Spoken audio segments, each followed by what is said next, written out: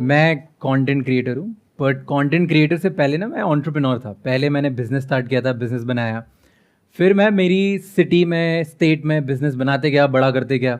और मैंने एक चीज़ रियलाइज़ करी कि अगर बिजनेस बड़ा करना है तो तुम्हें रीच चाहिए या कैपिटल चाहिए। तो इसकी वजह से अब कैपिटल तो आता नहीं था, कैसे लेते हैं, क्या करते हैं। पता चला था कि इंटरनेट पे वीडियोस बनाते तो रीच मिल जाती है, लोग जानने लग जाते हैं। तो वहाँ से मैंने मेरी जर्नी को स्टार्ट कर दी।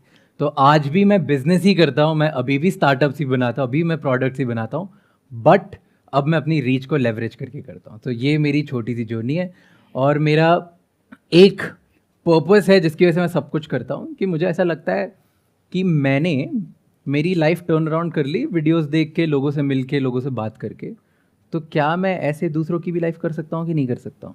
तो इसकी वजह से जो मैं सीख रहा हूँ वो मैं रिकॉर्ड करके सबको बता देता हूँ। तो अगर किसी ने मेरा पॉडकास्ट देखा होगा तो उसमें देखा होगा कि बहुत बचकाने, अजीब से, एकदम डायरेक्ट क्वेश्चंस पूछ लेता हूँ मैं, बहुत नाइव से, क्योंकि मुझे लगता है यार ठीक है, ये सबको पता चलना चाहिए, और मैं बड़ा वल्नरेबल सा करता हूँ। सो मेरा काम इन सेंसेस कैसे आप वर्ल्ड के, इंडिया के बड़े बड़े लीडर से कुछ सीखो और साथ साथ उनसे सीखे खुद भी कुछ कर लो। ऐसा नहीं कि सिर्फ ज्ञान दे के ज्ञान देते था। जो आप बता रहे हैं कि मैं एक कंटेंट क्रिएटर होने के साथ साथ में बिजनेसेस भी करता हूं, तो बिजनेसेस मतलब कि आपके मल्टीपल बिजनेसेस हैं या कोई एक मेन बिजनेस है और बाकी सब थोड़ा साइड में चल रहा है एज एन इन्वेस्टर और whatever? So I tell you, three parts में जर्नी डिवाइडेड है। पहले तो मैंने बिजनेस किया, फैमिली को ज्वाइन कर दिया। फैमिली, मेरे डैड बिजनेसमैन थे, उनको ही मैंने ज्वाइन किया और उनके साथ एक सब डिवीजन स्टार्ट किया। And that was what business? So मेरे डैड डिटर्जेंट मैन्युफैक्चरर थे, तो उनकी ब्रांड थी जादूगर। तो जादूगर ब्रांड बनाते हैं डिटर्जेंट। तो मैंने उनको ज्वाइन किया और एक सब डिवीजन बनाया डिटर्जेंट डिशवॉश जेल का। वहाँ से मैंने बहुत चीज़ें सीखी। फिर मैंने एक छोटी सी मेरी एक सोशल मीडिया एजेंसी खोली। उसके बाद सोशल मीडिया एजेंसी बंद कर दी, लेकिन वो बिजनेस डैड का चलते जा रहा था। एंड फिर मैं मुंबई शिफ्ट हुआ आज से 2.5 साल पहले। तब मैंने वहाँ पे मैं एंजल इन्वेस्टर बना फॉर अ टाइम। 1 साल तक मैं अलग अलग बिजनेसेस में इन्वेस्ट करता था, कंसल्टेंट बना, मैं अपना स्पीकिंग गिग्स चलाने लगा। तो वो मेरा एक टाइम था जहाँ पे मल्टीपल चीज़ें कर रहा था। बट पिछले अब 6-7 महीने से मैंने सब बंद कर दिया है। सिर्फ मैं एक बिजनेस करता हूँ, that is house of x. तो अब मैं अगले 10 साल तक ये करने वाला और हूँ। उसमें क्या करते हो आप? सो हाउस ऑफ एक्स में हमारा मेन गोल ये है कि हम कैसे इंडिया के जो बड़े क्रिएटर्स हैं, जिनके पास रीच है, जिनका डिस्ट्रीब्यूशन है, उनके साथ हम अच्छे प्रोडक्ट्स कैसे बना सकते हैं ताकि सब लोगों तक पहुँचे। तो जैसे एग्जाम्पल है, तुमने किंग का नाम सुना है? Rapper king, musician king, right? तो किंग की एक परफ्यूम ब्रांड है, तो वो हमने बनाई है। तो हम और किंग साथ में वैसे परफ्यूम ब्रांड बनाई साथ में। तो ऐसे सारे बड़े बड़े इन्फ्लुएंसर्स के साथ हम बनाने वाले हैं धीरे धीरे। हर इंसान का एक इमोशन होता है, मुझे बिलीव होता है। हाँ। जैसे आपका इमोशन है इंस्पिरेशन, तो इंस्पिरेशन पे क्या प्रोडक्ट्स बन सकते हैं, उस पे प्रोडक्ट्स बनाने चाहिए। जैसे क्या बन सकते हैं? जैसे अगर मेरे लिए कुछ बनाने हो प्रोडक्ट्स। स्टेशनरी। स्टेशनरी? हाँ, वैसे मैं आपके साथ कभी ब्रांड नहीं बनाऊंगा। अच्छा, क्यों? क्योंकि आप पैसे नहीं लोगे। तो देखो, इतना आप कमा रहे हो और जगह से, थोड़ा कहीं से लॉस भी होना चाहिए ना। मतलब थोड़ा तो, जब इतना आ रहा है इनके पास और क्रिएटर्स से, तो थोड़ा तो जाना भी चाहिए। बिल्कुल। और अब तक कितने क्रिएटर्स से आपने टाइप कर लिया है? सो टोटल हमने साइन तो 120 क्रिएटर्स कर लिए हैं इंडिया में। सो सबसे छोटा क्रिएटर हमारे पास 2 मिलियन फॉलोअर्स का है, सबसे बड़ा क्रिएटर हमारे पास 84 मिलियन फॉलोअर्स पे। 84 मिलियन? हाँ। तो वो इंडिया का तो नहीं है, मतलब बाहर का है। हाँ। इतना तो पता है। हाँ। तो ऐसे मल्टीपल लोगों के साथ मैं साइन कर लिया है। बट ईयर 1 में हम सिर्फ 4 ब्रांड्स बनाएंगे, फिर उनसे सीख के ईयर 2 में क्या पेस पकड़ना है, कैसे करना है, वो करेंगे। This is a very interesting business model, I must say that. और ये, इसमें आप किस तरीके से ऑपरेट करोगे? यानी कि एक कंपनी फॉर्म करोगे, उसमें आपका और उनका स्टेक होगा? Yes. या फिर रेवेन्यू शेयरिंग अरेंजमेंट होगा? कैसे होगा ये? So it's a company form करके हम लोग ब्रांड शेयर करेंगे। तो ब्रांड का एंड में जो एबिटा लेवल पे पॉजिटिव, मतलब जो प्रॉफिट होगा टोटल, उस प्रॉफिट को हम दोनों शेयर करेंगे, क्रिएटर और मेरे बीच में। और अगर कभी एग्जिट होता है, इन द सेंस कि आप उस कंपनी को सेल करते हो, तो एक्स अमाउंट ऑफ स्टेक आपका है और बाकी स्टेक उनका है। दैट इज लाइक 50-50 यूजुअली, और यस, यूजुअली 50-50 होता है। तो किसी किसी क्रिएटर के साथ हमारा शेयर ज्यादा है, बट सबसे 50-50 is the least we have gone. एक अभी I went to UK recently, तो वहां पे मैंने देखा कि एक ड्रिंक थी जिसके बारे में मुझे नहीं पता था, but my son was aware of that, और उसने उस बॉटल को रख लिया। हाँ। उसने कहा कि मेरे को याद नहीं है, पता नहीं क्या था। हाँ, शायद प्राइम, हाँ। लोगन पॉल प्राइम, ऐसा ही कुछ था। Yes. तो मैंने कहा इसमें क्या है? हाँ। कहता नहीं पापा, आपको नहीं पता है, ये कुछ है, मतलब व्हाटएवर। तो मेरे को समझ नहीं आया। सो आप में से कितनों को पता है उसके बारे में, प्राइम ड्रिंक के बारे में? वो शायद इंडिया में अवेलेबल नहीं है। नहीं, अभी तक नहीं है, बट वो धीरे धीरे इधर उधर से अवेलेबल है। But it is pretty successful. It is really successful. So उन्होंने एक बनाया, लोगन पॉल दुनिया में one of the biggest creators में से एक है। तो उन्होंने एक दूसरे बहुत बड़े क्रिएटर के साथ पार्टनरशिप करी, KSI, और उन्होंने फिर अपनी पूरी टीम बनाई। उसके बाद normal energy drink coconut water जैसा एक उन्होंने पानी निकाला और उसको एटलीस्ट 7 टाइम्स प्रीमियम पे बेचा है। तो अगर आपको नॉर्मल एक बेवरेज अगर आपको 10 रुपये मिलेगी तो उनकी आपको 70 रुपये में मिलेगी। और उनके बाद उन्होंने बेचा and with in a year वो ऑलरेडी आई थिंक अभी $250 मिलियन रेवेन्यू की कंपनी होगी। और ये ब्रांड उन्होंने खुद क्रिएट किया, यानी कि उनकी अपनी टीम ने, या फिर उन्होंने भी किसी से उन्होंने एक बहुत प्रोफेशनल तरह किसी और से पार्टनर किया? यस। तो और कितनी कंपनी से जो इस तरीके से कर रही है, जो आप ये बिजनेस मॉडल जो आप कर रहे हो? सो टेक्निकली अभी ऑब्वियसली ऐसे सब तो नहीं पता होता है कितने लोग कर रहे हैं, तो ये जानना बहुत मुश्किल है। बट 2 सक्सेसफुल कंपनीज है वर्ल्ड में, जो एक है चाइना में, उसका नाम है रूहान, और दूसरी है कोरिया में जिसका नाम है क्रिएटर लैब्स। तो रूहान फैशन में ज़्यादा करता है और कोरिया में क्रिएटर लैब्स है वो ब्यूटी में ज़्यादा करता है। सो जो ब्यूटी की कंपनी है उनमें शायद उन्हें 6 साल हो गए हैं और 6 साल में वो $5 बिलियन की कंपनी बन चुकी है, मतलब लगभग 40,000 करोड़ के आसपास की कंपनी। और जो चाइना में है वो रिसेंटली उन्होंने IPO किया US में, और वो अभी 12,000 करोड़ की कंपनी बन गई। एंड मुझे एक एडवांटेज लगता है जो मैं काफ़ी मेरे इन्वेस्टर्स से हंसी मजाक में बोल देता हूँ कि मैं बोलता हूँ कि मान लो अगर 10 लोग मिलके 10 अलग अलग लोग सेम बिजनेस करना चाहते हैं, जिनको कंटेंट क्रिएटर्स के साथ कंज्यूमर ब्रांड बनाना है, ठीक है, 10 लोगों को अगर करना है और सब फेल होंगे, तो सबसे कम चांसेस फेल होने के मेरे हैं, क्योंकि मैंने पहले कंज्यूमर ब्रांड भी बनाई है और मैं कंटेंट क्रिएटर भी हूँ। दोनों कॉम्बिनेशन आपको मिलना बहुत मुश्किल है। I met a lot of YouTubers and creators and all, but उनकी विजन ज़्यादातर यही होती है कि मैं अपना ये कंटेंट क्रिएट कर रहा हूँ, बट आप कुछ और ही कर रहे हो। So this is more interesting, because मेरा एक और क्वेश्चन भी था, मेरे माइंड में कई बार आता है, जैसे मेरे लिए ये अपनी बात को पहुँचाने का जरिया है यूट्यूब और सोशल मीडिया और ये सब, बट आपके लिए this is like bread and butter, like आपके लिए या और लोगों के लिए, मतलब it's like bread and butter. तो कल को अगर उनके चैनल पे 3 स्ट्राइक आ जाती हैं या यूट्यूब की कोई पॉलिसी चेंज हो जाती है और ओवरनाइट उनका तो सब कुछ ही खत्म, ऐसा हुआ भी है पास में कुछ लोगों के साथ में, तो I was always curious to know कि उनका बैकअप प्लान क्या है, व्हाट इज प्लान बी? हमें बैकअप ये बड़ा इंटरेस्टिंग है कि आपने अपने लिए तो बैकअप प्लान बनाया ही, प्लस आप साथ साथ में उनके लिए भी एक बैकअप प्लान बना रहे हैं, क्योंकि कल को कुछ भी हो सकता है, क्योंकि हर एक क्रिएटर के साथ में कभी ना कभी तो कुछ ना कुछ हुआ ही है। ट्रू। ब्रांड है तो एक पैरेलल एक रेवेन्यू स्ट्रीम उनकी खड़ी हो रही है इसके साथ साथ में, which might get bigger than their current stream in future.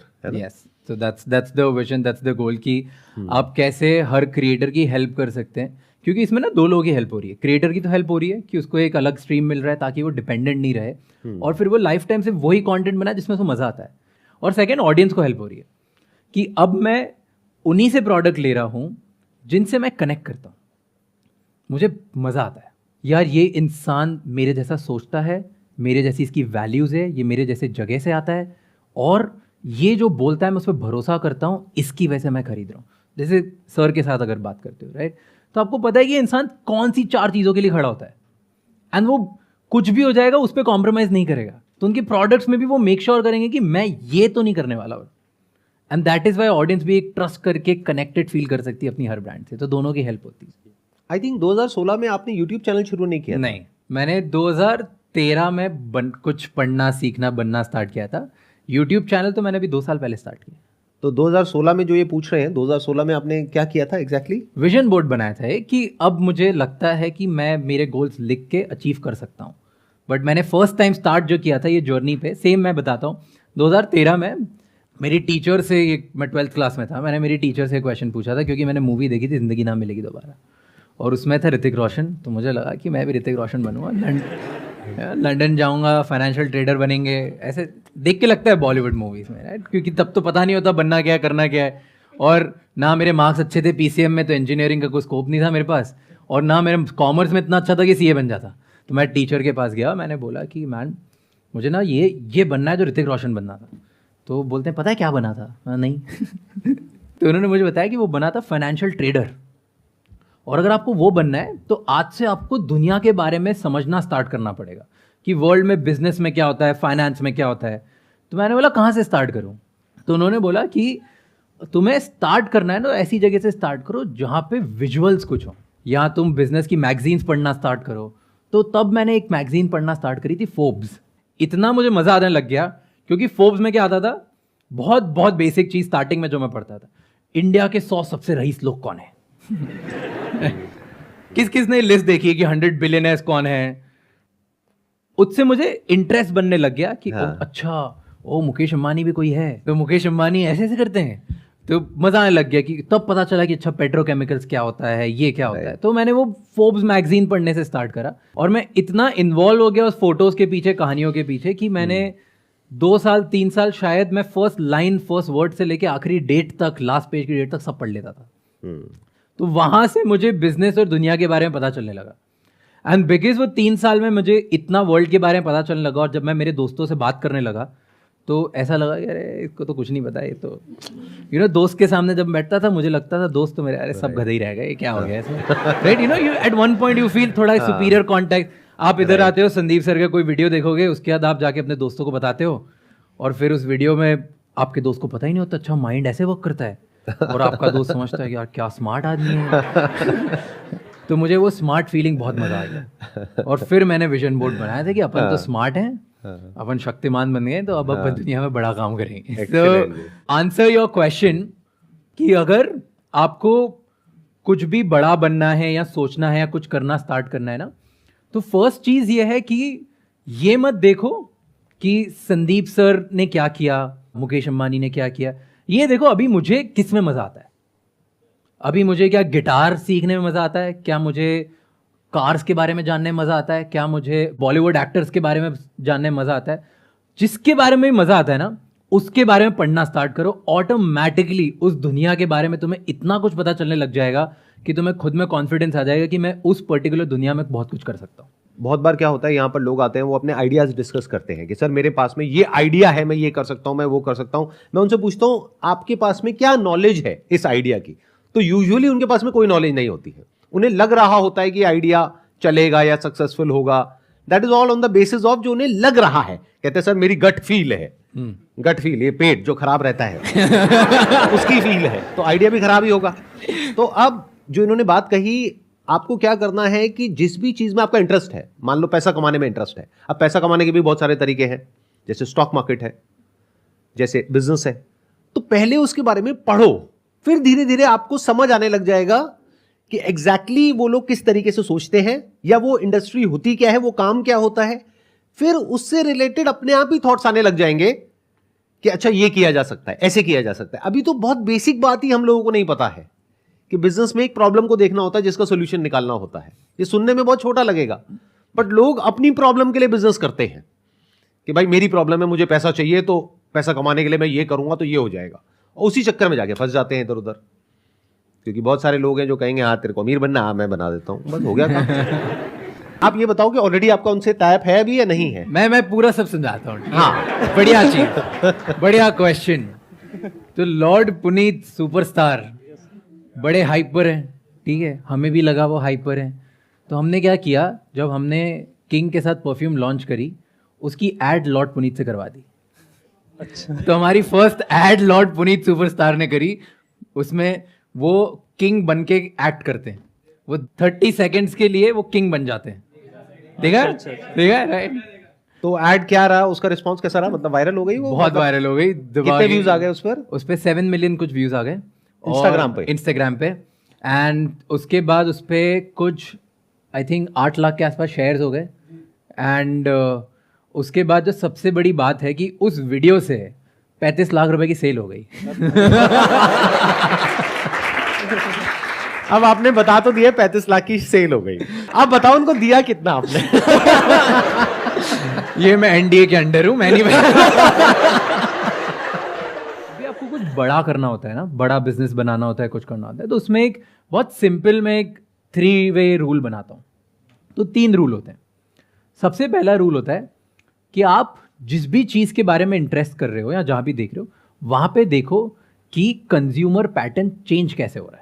मतलब कि पहले लोग क्या करते थे, अब आपके आसपास के लोग क्या कर रहे हैं, आपसे छोटे क्या कर रहे हैं और आपसे बड़े क्या कर रहे हैं। मैं एग्जांपल देता हूं, जैसे फर्स्ट टाइम जब मैंने बिजनेस स्टार्ट किया था, तो पूरी दुनिया सॉलिड से लिक्विड्स पे चेंज हो रही थी। सो क्या हो रहा था, लोग जो बेदिंग सोप यूज करते थे साबुन, उससे शावर जेल पे शिफ्ट हो रहे थे। हैंड सोप जो था वो हैंड वॉश जेल पे शिफ्ट हो रहे थे। डिश वॉश बार जो था वो डिश वॉश जेल पे शिफ्ट हो रहे थे। ये 2013 की बात है। और कैसे ये शिफ्ट पता चला, मैं 10 किराना स्टोर के सामने जाके खड़े हो जाता था और देखता था कि यार लोग आते हैं और जो जेल है वो किसी ना किसी ऐड पे देख के आते हैं हैंड वॉश के बारे में और महंगे में खरीद के चले जाते हैं। तो फर्स्ट टाइप के जो बायर्स होते हैं वो महंगे में यूजुअली खरीद लेते हैं, उनको अर्ली अडॉप्टर्स बोलते हैं। तो आप देखो आप कौन सी इंडस्ट्री में हो जहाँ पे ऐसा कुछ चेंज आ रहा है। अगर आप कंटेंट क्रिएटर हो फॉर एग्जांपल, तो आपने देखा होगा पहले यूट्यूब बहुत चलता था, फिर एकदम से यूट्यूबर्स इंस्टाग्राम पे फेमस होने लग गए, फिर इंस्टाग्रामर्स धीरे धीरे देखने लग गए कि ट्विटर पे बनने लग गए, फिर उसके बाद ऐसा हुआ कि यहाँ पे लोग शिफ्ट होके लॉन्ग फॉर्मेट कंटेंट में आने लग गए, राइट। तो ये ट्रेंड्स होते हैं जो आपको दिखने लगते हैं। तो जब भी कंज्यूमर शिफ्ट आता है तब आप एक बड़ा बिजनेस बना सकते हो। तो जैसे मेरा जो नया बिजनेस है उस पर हमने किस इंसाइट पे देखा कि एवरीबडी वो मूव कर रहे हैं इंटेंट बेस्ड बाइंग से डिस्कवरी बेस्ड बाइंग पर। मतलब क्या होता है, पहले आपको मुझे जब पार्टी में जाना होता था तब हम क्या करते थे कि यार पार्टी में जाना है, कपड़े ले लेता हूँ, पार्टी में अच्छे पहन के जाएंगे, ठीक है। अब क्या होता है, हम इंटरनेट पे कुछ देखते हैं, यार अभी ले लेता हूँ, जब पार्टी होगी तब पहन लूंगा। अब लोगों को नया आईफोन इसलिए चाहिए क्योंकि नया आईफोन आ गया है मार्केट में, इसलिए नहीं चाहिए कि मेरा आईफोन पुराना खराब हो गया है। तो अब मार्केट में पूरा हर कोई इंटेंट बेस की जगह डिस्कवरी बेस्ड बाइंग पे पहुंच चुका है। तो ये बड़ा शिफ्ट है। तो लोग नए प्रोडक्ट डिस्कवर कैसे कर रहे हैं, कंटेंट से, कंटेंट क्रिएटर से। तो क्या वहां पे बड़ा बिजनेस बन सकता है? हाँ। अब यहाँ पे जो इंपॉर्टेंट चीज़ है ना समझने वाली, वो ये है कि ये जो इन्होंने पॉइंट्स बताए हैं, आपको इन पॉइंट्स को समझना बहुत ज़रूरी है, because you are saying that I am running a digital marketing agency. तो if you are running a digital marketing agency which is working like everybody else, तो कुछ भी बड़ा करने की पॉसिबिलिटी आपकी कंपनी के लिए, आपके लिए या आपकी टीम के लिए बहुत ही कम है। मेरा एक क्वेश्चन होता है जब भी मैं किसी डिजिटल मार्केटिंग एजेंसी से बात करता हूं अपने बिजनेस के लिए या और हमारे जो बिजनेसेस हैं उसके लिए या अपने किसी फ्रेंड के लिए, तो मेरे को ये नहीं समझ आता कि वो सब उस पर क्यों काम करते हैं कि आपका जो स्पेंड है उसके ऊपर एक एक्स अमाउंट ऑफ परसेंटेज आपको हमको देना है। इसका मतलब उनको कॉन्फिडेंस ही नहीं है कि ये माल बिकेगा। उनको है कि भाई बिके या ना बिके, आपने लाख रुपए लगाया, मुझे मेरा 15% चाहिए। आई एम श्योर आप भी ऐसे ही काम करते होंगे, if I am not wrong. मेरे को ये समझ नहीं आया कि सब ऐसे काम क्यों करते हैं। What is the reason for that? Because या तो आप कॉन्फिडेंट हो कि वो माल बिकेगा ऐड करके, या आपको पता है कि वो नहीं बिकेगा, या इसको इस तरीके से देखो कि मैं इसको प्रोडक्ट को बेच सकता हूं या नहीं बेच सकता हूं। तो if you can sell it, तो rather than taking money upfront on advertising, क्योंकि फिर तो स्पेंड भी आदमी सोच सोच करके करेगा, start taking money on the net profit, कि आपने इतना स्पेंड किया, इतनी सेल हुई, उसके बीच का जो अमाउंट है उसके ऊपर आपको मुझे पैसा देना है। कौन मना करेगा? और इसमें क्या होगा, आपके ऊपर प्रेशर आएगा, क्लाइंट के ऊपर नहीं आएगा। और क्लाइंट के लिए बजट बढ़ाना बहुत आसान हो जाएगा, उसको खर्चा लगेगा ही नहीं, प्लस आप ज्यादा कमाओगे शॉर्ट टर्म में नहीं, लॉन्ग टर्म में। ये कुछ हद तक ऐसा बिजनेस मॉडल हो गया जो इन्होंने अभी पकड़ा है। ये चाहते तो एक जा करके कंटेंट क्रिएटर को ये भी बोल सकते थे कि मैं आपके लिए सारा कुछ करता हूं, उसके लिए आपको मुझे 20 लाख रुपए देना है और मैं करके आपको दे दूंगा, उसमें 2% हम रखेंगे, बाकी 98% आपका। बट इन्होंने गेम कुछ और ही कर दी। आई एम श्योर इसमें आप उनसे पैसा भी नहीं लेते होगे, नहीं, राइट? आप ये कह रहे हो कि आपको कुछ नहीं करना है। देखो इन्होंने बताया नहीं मुझे, लेकिन मेरे को समझ आ रहा है इनकी जो थिंकिंग है। देखो इन्होंने क्या किया, एक बेसिक साइकी को पकड़ा। बिकॉज द मोमेंट ही से टू अ कंटेंट क्रिएटर कि आपको अपनी जेब से 50 लाख रुपए लगाना है, वो पीछे हट जाएगा। हाँ। इन्होंने क्या कहा, आपको 1 रुपए भी नहीं लगाना, आपको कोई मैन्युफैक्चरिंग नहीं करनी, आपको कोई ब्रांडिंग नहीं करनी, कुछ नहीं करना। माल नहीं बिका तो वो हमारी टेंशन है, लॉस हमारा, प्रॉफिट 50-50। अब ये देखने में ऐसा लगेगा बड़ा रिस्की है, बट ये बहुत मजेदार गेम है, क्योंकि अब ये मोटा कमाएंगे। अगर वन टाइम कमाते तो देखने में ऐसा लगता कि ये बहुत सेफ है, क्योंकि 10 में से 9 बिजनेसेस इनके फेल होंगे, बट जो एक में ये कमाएंगे वो इतना बड़ा होगा कि वो 9 को कवर कर जाएगा। तो वो विजन होनी चाहिए। आप समझ पा रहे हैं ना मैं क्या कहना चाह रहा हूं? कि ये जो थॉट प्रोसेस है ना, ये समझने की कोशिश करो और यहां से कुछ सीखो और इसको सोचो अपने बिजनेस में कैसे इंप्लीमेंट करना है। ये थॉट प्रोसेस बहुत कम लोगों की होती है। ज्यादातर लोग क्या कहते हैं कि सामने वाला, जैसे 10 में से 9 बिजनेस फेल ही होने वाले हैं, तो क्या हो अगर मैं 10 से 20-20 लाख रुपए ले लूं, मेरे पास तो 2 करोड़ आ गए। आप ऐसे सोचोगे, ये पता है कैसे सोच रहे हैं कि 10 में से एक भी बिजनेस चल पड़ा, या 10 छोड़ो 100 में से एक भी बिजनेस चल पड़ा और उसका वैल्यूएशन हो गया 1000 करोड़, तो मेरे को 500 करोड़ मिल गया। इनका दिमाग वहां चल रहा है। ठीक कह रहा हूं, गलत कह रहा हूं? बिल्कुल सही। इनकी गेम खोल रहा हूं मैं धीरे-धीरे सबके लिए। जो क्रिएटर्स हैं वो देख कर कहेंगे अच्छा। आपने एक बात बहुत सही बोली स्टार्टिंग में, जो मुझे बहुत अच्छी लगी, वो थी कि आपने बोला क्योंकि अब प्रेशर ना हम पे, तो हमने बोला प्रेशर कंपनी पे, डिजिटल मार्केटिंग कंपनीज पे होगा, Right. वैसे ही प्रेशर हम पे, क्योंकि हम ऐसा बोल रहे हैं कि हम तभी कमाएंगे जब हम आपको सक्सेसफुल बनाएंगे। राइट। तो इसकी वजह से अब क्या 3 चीजें होगी। पहली चीज कि मैं चूज ही उनको करूंगा जिसमें मुझे भरोसा है, नहीं तो मैं हर किसी को चूज भी नहीं करने वाला। राइट, क्योंकि रिस्क आपका है, क्योंकि रिस्क में कैपिटल आपका है। एग्जैक्ट। दूसरा, मैं बहुत डर के सोच समझ के बिजनेस बनाऊंगा, क्योंकि मैं कैलकुलेट करूंगा, ऐसा नहीं कि चलो हाँ ठीक है चलो कर लिया मस्ती के लिए। मैं बहुत डर के रहूं क्योंकि पूरी रिस्क मेरी और है। एक एक चीज को बारीकी से करोगे। एग्जैक्टली, बहुत सोच के, चाहे ब्रांड नेम हो, चाहे डिजाइन हो, Yes. चाहे पैकेजिंग हो, एक एक चीज को आप सोचोगे बहुत बारीकी से करो, क्योंकि अब वो आपका प्रोडक्ट है। Yes it's baby. अगर वो मॉम एंड डैड हम लोग साथ में it's together combination, right, that's why वो करें। और third and most important thing that is exactly जो उन्होंने बोला कि अगर एक भी उन क्यूरेटेड में से चल जाता है तो मेरा अपसाइड बहुत बड़ा हो गया। मेरा इसमें फिक्स फी मॉडल में अपसाइड बड़ा नहीं होता, और मेरा नहीं, क्रिएटर का अपसाइड भी बहुत बड़ा हो गया। क्रिएटर भी, एक क्रिएटर के लिए अगर वो क्रिएटर है तो फुल टाइम बनाना, पूरा सोर्सिंग करना, मैन्युफैक्चरिंग करना, वेयर हाउसिंग करना, फिर उसके बाद पेमेंट गेटवेज, कस्टमर रिटर्न्स, एक बंदे का काम नहीं है ये, इसके लिए कम से कम 20-30 बंदों की टीम तो चाहिए ही चाहिए। तो वो उसको इतनी बड़ी टीम चाहिए, तो उसका और मेरा दोनों का अपसाइड बहुत बड़ा होगा कि अगर इतनी बड़ी टीम और हम लोग मिलके कर गए, भले हमारा चांस सक्सीड होने का 50% है, 50% हम फेल हो जाएंगे, लेकिन वो 50% अगर चांस लेके बन गया तो इतना बड़ा गेम बनेगा जो हम शायद 2-3 लाख, 5 लाख, 10 लाख रुपए में नहीं बना पाते।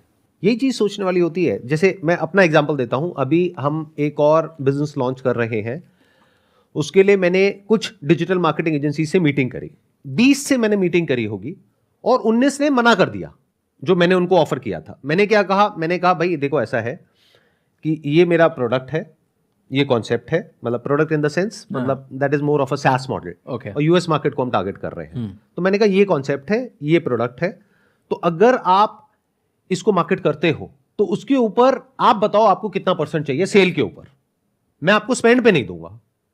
तो सबने मना कर दिया, कहते नहीं नहीं सर हम तो स्पेंड पे काम करते हैं, आप बताओ आपका बजट कितना है। मैंने कहा 50 लाख रुपए है स्पेंड का बजट साल का। तो उन्होंने कहा हाँ ठीक है, हम 15% की बजाय 10% कर देंगे। तो सोच ही छोटी है, 5 लाख से ऊपर वो सोच ही नहीं पा रहे। तो मुझे फाइनली उन 20 में से एक बंदा मिला जो कहता कि मैं कॉन्फिडेंट हूं कि ये प्रोडक्ट काम करेगा और मैं 5% पे काम करने को तैयार हूं, बट ऑन सेल्स। तो अगर मैंने 50 लाख लगाया तो तभी फायदा है जब 2 करोड़ आया। तो 2 करोड़ पे अगर उनको 5% मिला तो 10 लाख रुपए मिल गया, विच इज मोर देन 15% जो 50 लाख पे मिलता। बट ये बात मुझे नहीं पता लोगों को क्यों नहीं समझ आती है, मतलब इतनी बेसिक सी बात है। अगर किसी तरीके से आप अपने बिजनेस में विन विन सिचुएशन क्रिएट कर सको तो समझ जाओ काम हो गया। बड़ा अगर आपको करना है तो आपको सामने वाले को पहले बड़ा बनाना पड़ेगा। If you are a marketer, अगर अपने आप को मार्केटर कहते हो तो पहले उसको बड़ा बना दो, वो बड़ा बन गया तो उसको आप पे कॉन्फिडेंस आ गया, तो अब आपके पास में एक बड़ा अकाउंट है। यस। नहीं तो कुछ छोटा सोचोगे तो छोटे छोटे अकाउंट्स आएंगे, फिर कभी कुछ बड़ा हो ही नहीं पाएगा, ना उसके लेवल पे ना आपके लेवल पे। बहुत सही बात है, एक्चुअली बहुत अच्छी बात है कि आप उसको बड़ा बना दो, आप अपने आप बड़े बन जाओगे। ये जेफ बेजोस से लास्ट सुना था और आवाज से सुन रहा हूँ। बुलाओ जेफ को, बुलाओ भाई।